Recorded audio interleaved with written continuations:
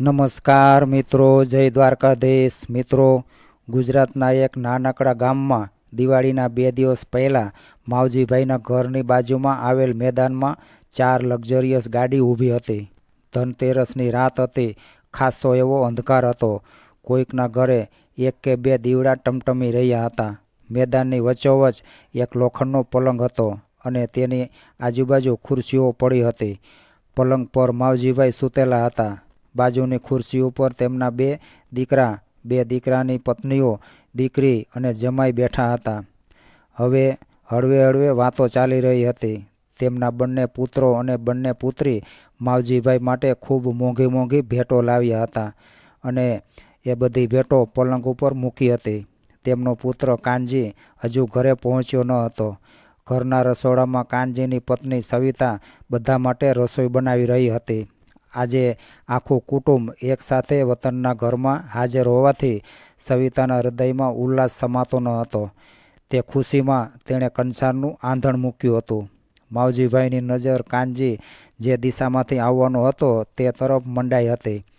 તેમણે પલંગમાં સૂતા સૂતા જ રસોડામાં કામ કરતી પુત્રવધૂ સવિતાને મોટા અવાજે પૂછ્યું કે, બેટા સવિતા, કાનજી હજુ સુધી કેમ નથી આવ્યો? ત્યારે સવિતાએ રસોઈ બનાવતા બનાવતા રસોડામાંથી જવાબ આપ્યો કે, પિતાજી, એ આવતા જ હશે. કદાચ દિવાળીને લીધે દુકાનમાં થોડું વધારે કામ હશે એટલે મોડું થઈ ગયું હશે. એમ કહી સવિતા પાછી પોતાના કામમાં વ્યસ્ત થઈ ગઈ. થોડીવાર પછી કાનજી તેની ખખડધજ સાયકલ પર ઘરે પહોંચ્યો. ઘરે આવીને કાનજી તેના પિતાજીને પગે લાગી આશીર્વાદ લીધા અને બોલ્યો કે, પિતાજી, તમારા માટે હું નવું ધોતિયું લાવ્યો છું. એમ કહી થેલીમાંથી એક સફેદ ધોતિયું કાઢ્યું અને માવજીભાઈને આપ્યું. એ જોઈને માવજીભાઈ ખૂબ જ ખુશ થયા. તેમણે તે ધોતિયું લઈ પોતાની છાતી પર લગાવ્યું. તેમના શ્રીમંત દીકરાઓ અને દીકરીની મોંઘી મોંઘી ભેટો કરતાં માવજીભાઈને કાનજીભાઈની સાચા હૃદયથી લાવેલી ભેટ ખૂબ જ ગમી હતી. કાનજી તેના નાના ભાઈઓ, તેમની પત્નીઓ અને બહેન બનાવીને આવકાર આપે છે અને બોલ્યો કે બધા સુખરૂપ આવી ગયા. ભગવાનનો ખૂબ ખૂબ આભાર. કાનજીએ પોતાની નાની અને લાડકી બહેનો કંચન અને જયાના માથે હાથ મૂકીને આશીર્વાદ આપ્યા અને માવજીભાઈના પલંગ પર તેમના પગ પાસે બેસી ગયા. માવજીભાઈના પરિવારમાં 3 પુત્રો અને 2 પુત્રી હતા.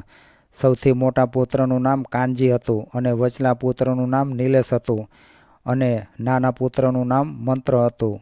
3 દીકરા પછી 2 દીકરી અવતરી હતી. એકનું નામ કંચન હતું અને બીજીનું નામ જયા હતું. નિલેશ સારી એવી કંપનીમાં નોકરી કરતો હતો અને મંત્રને તેના સસરાએ વિદેશ બોલાવી લીધો હતો એટલે તે ત્યાં જ સ્થાયી થઈ ગયો હતો. પુત્રી કંચનના લગ્ન કોન્ટ્રાક્ટરનું કામ કરતા શ્રીમંત કુટુંબમાં થયા હતા. બીજી પુત્રીના લગ્ન એક સરકારી ઓફિસર સાથે થયા હતા. તે બધા જ ખૂબ ધનવાન હતા. તેમનો સૌથી મોટો પુત્ર કાનજી શહેરમાં એક દુકાનમાં કામ કરતો હતો. કાનજીનું માંડ ચાલતું હતું. નિલેશ અને મંત્રની પત્નીઓ સવિતાને મદદ કરવા માટે રસોડા તરફ ગઈ એટલે માવજીભાઈ ખાટલામાંથી બેઠા થયા અને સૌની સામે જોઈને બોલ્યા કે, જુઓ, તમારી બાના ગયા પછીની આ પહેલી દિવાળી છે એટલે આપણે બધા સાથે બેસીને તેના આત્માને શાંતિ માટે પ્રાર્થના કરીએ. એ માટે તમને બધાને એકસાથે ઘરે બોલાવ્યા છે. અને બીજું એ કે હવે હું ખર્યું પાન કહેવાઉં. તમારી બાની જેમ ગમે ત્યારે આ પાન ખરી પડશે. કદાચ આવતી દિવાળી ન પણ ભાડું. એટલે મને થાય છે કે કાનજીના જીવન નિર્વાહ માટે કોઈ વ્યવસ્થા કરવી જોઈએ. તો તે બાબતે પણ ચર્ચા કરવાની છે. માવજીભાઈની વાત સાંભળીને થોડીવાર સુધી કોઈ કંઈ બોલ્યું નહીં. એટલે કાનજી બોલ્યો કે, પિતાજી, મારે નોકરી છે. સહિયારી 3 વીઘા જમીન છે. તે હું ખેડું છું એટલે આપણો ગુજારો થઈ જશે. તમે શા માટે ફિકર કરો છો? માવજીભાઈ કાનજીની વાત ધ્યાને લીધા વગર બોલ્યા અને કહ્યું કે, તમે બધા ધ્યાનથી સાંભળો. કાનજીને કોઈ ઓલાદ નથી. હવે તે વનમાં પહોંચી ગયો છે. તેણે આખી જિંદગી તમારા માટે ઢસરડા કર્યા છે. તેના હાથ પગ ચાલે ત્યાં સુધી તો ઠીક છે, પરંતુ તેના હાથ પગ ન ચાલે ત્યારે તેની આજીવિકાનું શું? એ વિશે પણ આપણે વિચારવું જોઈએ કે નહીં? ત્યારે કંચન બોલી કે ભાઈ, પિતાજી સાચું કહે છે. કાનજીભાઈને ભગવાને સંતાન નથી આપ્યું, એટલે તેમની ગઢપણની લાકડી તો તમારે જ થવું પડશે ને.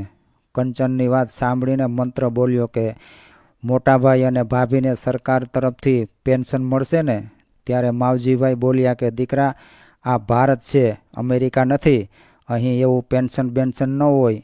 ત્યારે નિલેશ બોલ્યો કે પિતાજી, અત્યાર સુધી જમીનની ઉપજમાંથી અમે કશું લીધું નથી, એટલે એ બચત પૈકીની રકમની ફિક્સ ડિપોઝિટ કરાવી લઈએ તો તેના વ્યાજમાંથી તેનું ગુજરાન ચાલી શકે. માવજીભાઈ બોલ્યા કે દીકરા, તું કઈ જમીન અને કઈ બચતની વાત કરે છે? તમે આજ સુધી ઘરમાં એક પૈસો આપ્યો છે ખરો? મારા પિતાજીની જમીનના ભાગલા પડતા મારા ભાગે 12 વીઘા જેટલી જમીન આવી હતી. તમારા ભણતરમાં, લગ્નમાં અને અન્ય સામાજિક ખર્ચા પૂરા કરતાં ગીરવે મૂકતા હવે 3 વીઘા જેટલી જમીન બચી છે. એમાંથી શું ઉપજ આવે અને શું બચત થઈ શકે, એનો તમે ક્યારે વિચાર કર્યો છે? તમે કમાતા થયા એટલે પોતપોતાના માળા બનાવી મને અને તારી બાને કાનજીના હવાલે કરી એક પછી એક ઉડી ગયા. વાર તહેવારે બધા સામાજિક ખર્ચાઓ કાનજીએ એકલા હાથે ઉપાડ્યા છે. ત્યારે પણ તેણે તમારી પાસેથી કોઈ રકમ માગી નથી અને કદી તમે તેને આપી પણ નથી. માટે હવે તેના જીવન નિર્વાહની વ્યવસ્થા કરવાનું વિચારો. જો તેને બાળકો હોત તો આટલો આગ્રહ હું ન કરત. ત્યારે નિલેશ બોલ્યો, પણ પિતાજી, મોટા ભાઈને બાળકો નથી, એમાં અમારો કોઈ વાંક ખરો? નિલેશની વાત સાંભળીને માવજીભાઈના શરીરમાં ધ્રુજારી આવી ગઈ. તેમનું શરીર એકદમ કાંપવા લાગ્યું. તેમના કપાળ પરની રેખાઓ તંગ થઈ ગઈ. આંખો ગુસ્સાના કારણે લાલચોળ થઈ ગઈ અને તે ખૂબ જ મોટા અવાજે બોલ્યા, હા, મોટાને સંતાન ન થવાનું કારણ નિલેશ તું જ છે. નિલેશે વળતો જવાબ આપતા કહ્યું કે હું તેમાં ક્યાં વચમાં આવ્યો? ત્યારે કાનજીએ વાત વાળી લેતા કહ્યું કે પિતાજી, હવે જૂની વાતો ઉખેડીને શું કરવું છે? આ ભાંગજળ મૂકો. અમારું નસીબ અમારી સાથે છે. ભગવાન દ્વારકાધીશ સૌ સારાવાના કરશે. ત્યારે માવજીભાઈ બોલ્યા કે ના કાનજી, આજે મારે બધાને બધું ચોખ્ખે ચોખ્ખું જણાવી દેવું છે, એટલે તું વચમાં ના બોલતો. માવજીભાઈ એક ઊંડો શ્વાસ લઈને બોલ્યા, તમે લોકો બધા મારી વાત ધ્યાનથી સાંભળો. કાનજી ભણવામાં ખૂબ જ હોશિયાર હતો. તે દરમિયાન તે દર વર્ષે ક્લાસમાં પહેલા નંબરે પાસ થતો હતો, એટલે મારે એને આગળ ભણાવવો હતો. પરંતુ તે વખતે નિલેશ 4થા ધોરણમાં ભણતો હતો. તે એકાએક બીમાર પડ્યો, એટલે મારે નિલેશને લઈને દવાખાને રહેવું પડ્યું. એ વખતે નિલેશ પૂરા 3 મહિના સુધી બીમાર રહ્યો. ચોમાસું માથે હતું. જો સમયસર વાવણી ન થાય તો ઘર ચલાવવું પણ મુશ્કેલ બને. એટલે કાનજીએ ખેતીકામ પોતાના માથે લઈ લીધું અને તેણે ભણવાનું માંડી વાળ્યું. કાનજી ખેતીકામ શીખી ગયો, તેથી મને તેનો સહારો મળી ગયો અને દર વર્ષે ખેતીમાં જે કંઈ પણ ઉપજ આવતી તેમાંથી માંડ પરિવારનું ગુજરાન ચાલતું હતું. પછી નિલેશ મેટ્રિકમાં આવ્યો અને મંત્ર 8મા ધોરણમાં હતો. કંચન 6ઠામાં હતી અને જયા 3જામાં હતી. એ વખતે કાનજીના લગ્ન લેવાનું નક્કી કર્યું, જેથી આવનાર વહુ ઘરકામમાં તારી બાને મદદ થાય. સવિતા ગૃહલક્ષ્મી થઈને આ ઘરમાં આવી. તે ખૂબ જ ખાનદાન ભાઈ છે. રાત દિવસ જોયા વિના ઢસરડો કરવા લાગી. તેથી તમારી બાને કાયમ માટે કામમાં થોડી રાહત થઈ. નિલેશને શહેરમાં ભણવા મૂક્યો. એકવાર નિલેશની હોસ્ટેલની ફી ભરવાના પૈસાની જોગવાઈ થતી ન હતી. ફીની રકમ ભરવામાં 1500 રૂપિયા ઘટતા હતા. ખૂબ કોશિશ કરવા છતાં પણ પૈસાની જોગવાઈ ન થઈ. એવામાં કાનજી અને સવિતા વહુ શહેરમાં ખરીદી કરવા ગયા. પાછા આવ્યા ત્યારે સવિતા વહુ ખૂબ થાકેલી જણાતી હતી. આવીને તે સૂઈ ગઈ. અમને એમ કે થાકી ગઈ હશે એટલે સૂઈ ગઈ છે, પરંતુ બીજા દિવસથી તે કામે લાગી ગઈ હતી. કાનજીએ મને કહ્યું કે પિતાજી, કાલે અમે શહેરમાં ગયા હતા. ત્યાં મારા એક મિત્ર પાસેથી ઉધાર પૈસા લઈને નિલેશની હોસ્ટેલની ફી ભરી દીધી છે. માટે હવે કોઈ ચિંતા નથી. બસ એમ જ આપણું જીવન ચાલતું રહ્યું. ખેતીમાં કંઈ ઉપજતું ન હતું, એટલે કાનજી શહેરમાં જમન શેઠની દુકાનમાં કામ કરવા લાગી ગયો. જમન શેઠ સ્વભાવે ખૂબ જ સારા છે. જ્યારે ખેતીનું કામ હોય ત્યારે કાનજી દુકાને નહોતો જઈ શકતો. તેમ છતાં તે કોઈ ફરિયાદ ન કરતા કે પગાર પણ કાપતા ન હતા. જ્યારે જરૂર પડે ત્યારે તેમણે વ્યવહાર ચલાવવા માટે પૈસા આપવાની ક્યારેય પણ આનાકાની નથી કરી. કાનજીએ મંત્રના લગ્ન વખતે થોડીક જમીન જમન શેઠને ત્યાં ગીરવે મૂકીને અવસર ઉકેલ્યો હતો. કંચન અને જયાને ખૂબ સારું અને શ્રીમંત સાસરું મળ્યું હતું અને એ બંને બહેનો સૌની લાડલી હતી. તેથી કાનજીએ તેને બંનેને ખૂબ સારું કરિયાવર આપવાનું નક્કી કર્યું હતું. માટે બીજી થોડીક જમીન પણ જમન શેઠને ત્યાં ગીરવે મૂકી અને અવસરને ઉકેલ્યો. તમે સૌ પોતાના વ્યવસાયમાં ગોઠવાઈ ગયા. સુખ શાંતિથી બધું બરાબર ચાલતું હતું. પરંતુ મોટાને પરણાવ્યો એને 12 વર્ષ થવા આવ્યા હતા. તેમ છતાં સવિતાનો ખોળો ન ભરાયો. તેનું મને દુઃખ હતું. એટલે અમે કાનજીની અને સવિતા વહુની ડૉક્ટરી તપાસ કરાવવાનું નક્કી કર્યું. જે દિવસે બંનેને દવાખાને તપાસ કરાવવા લઈ જવાનું હતું તે દિવસે તારી બા મારી પાસે રડતી રડતી આવીને બોલી કે આ કાનજી અને સવિતા વહુએ તો ગજબ કર્યો છે. નિલેશની હોસ્ટેલની ફી ભરવા માટેના રૂપિયાની જોગવાઈ ન થતાં તેમણે તે વખતે કુટુંબ નિયોજનનું ઓપરેશન કરાવી સરકાર તરફથી તેના પ્રોત્સાહન રૂપે મળતી રકમ મેળવીને તે રકમમાંથી હોસ્ટેલમાં ફી ભરી હતી. હવે તેમને કદી સંતાનો થશે નહીં. મારાથી પણ ઠુમકો નખાઈ ગયો. આમ તો બાળકો ન હોય તેમનું કુટુંબ નિયોજનનું ઓપરેશન કરવામાં આવતું નથી. પરંતુ કાનજી અને સવિતાએ તેમને 2 બાળકો છે એવી ખોટી વિગતો ફોર્મમાં ભરી હતી. તેમણે નિલેશ અને મંત્રના નામ તેમના બાળકો તરીકે દર્શાવ્યા હતા. બસ ત્યારથી તેમણે તમારા ભાઈ નહીં પરંતુ તેમના બાળકો ગણી તમારી માવજત કરી છે. માવજીભાઈની વાતો સાંભળીને ઘરમાં સન્નાટો છવાઈ ગયો હતો. એ વખતે નિલેશનું માથું શરમથી ઝૂકી ગયું હતું. કંચનના ગળામાં ડૂસકું રૂંધાઈ ગયું હતું. બરાબર એ જ વખતે એક ગાડી માવજીભાઈના ઘરની આગળ આવીને ઊભી રહી. ગાડીમાંથી જમન શેઠ ઉતર્યા. તેમને જોઈને કાનજીને ફાળ પડી. ક્યારેય નહીં અને આજે જમન શેઠ કેમ ઘરે આવ્યા હશે? જરૂર કોઈ અગત્યનું કામ હશે એવું વિચારી કાનજી તેમની પાસે પહોંચ્યો અને આવકાર આપ્યો.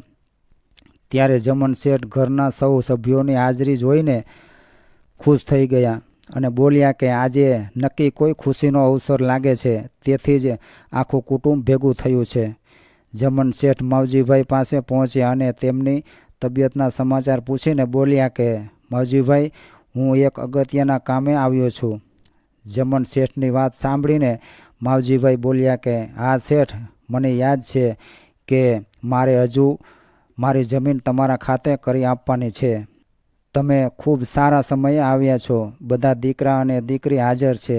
લાવો દસ્તાવેજ, હું બધાની સાક્ષીએ સહી કરી આપું છું જેથી તમારે કોઈ ચિંતા ન રહે. જમન શેઠે તેમની બેગમાંથી કેટલાક દસ્તાવેજો કાઢ્યા એટલે માવજીભાઈ સહી કરવા બેઠા થયા. ત્યારે જમન શેઠ બોલ્યા કે માવજીભાઈ, તમારે કોઈ સહી કરવાની નથી. તમે આરામથી સૂતા રહો. હું તમને એક ખુશીના સમાચાર આપવા માટે આવ્યો છું. હું અને મારી પત્ની હવે કાયમ માટે મારા દીકરા પાસે વિદેશ જઈએ છીએ અને આ તમારા દીકરા કાનજી આખી જિંદગી મારી પેઢીમાં ઈમાનદારીપૂર્વક કામ કર્યું છે અને હું જે કંઈ પણ કમાયો છું તેનો પૂરેપૂરો શ્રેય આ તમારા દીકરા કાનજીને ફાળે જાય છે. મારો દીકરો વિદેશમાં હતો ત્યારે તેની ગેરહાજરીમાં મારું તમામ કામ એક દીકરા તરીકે કાનજીએ ઉપાડી લીધું હતું. હું તેનો ગુણ ન ભૂલી શકું એટલે હું મારી પેઢી કાનજીના નામે કરું છું. આજે તેના દસ્તાવેજો બનાવવા માટે હું શહેરમાં ગયો હતો.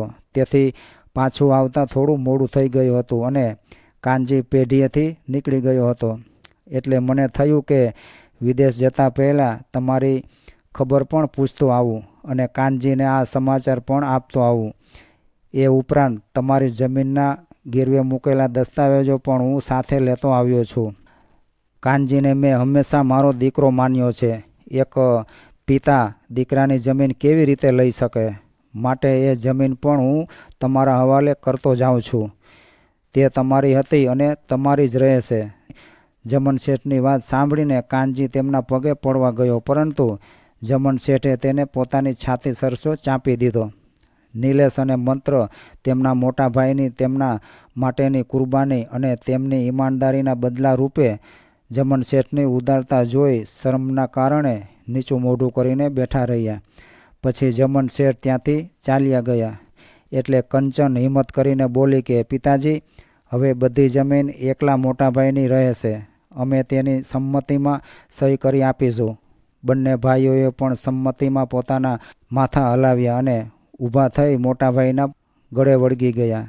તેમને માફ કરી દેવા વિનંતી કરી. ત્યારે કાનજીએ બંને ભાઈઓને બાથમાં લઈ આશીર્વાદ આપ્યા. એ વખતે એટલું બધું કરુણ વાતાવરણ હતું કે ઘરના દરેક સભ્યોની આંખો આંસુઓથી ભીંજાઈ ગઈ હતી.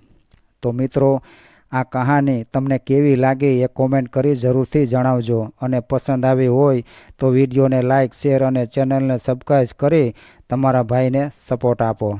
જય દ્વારકાધીશ.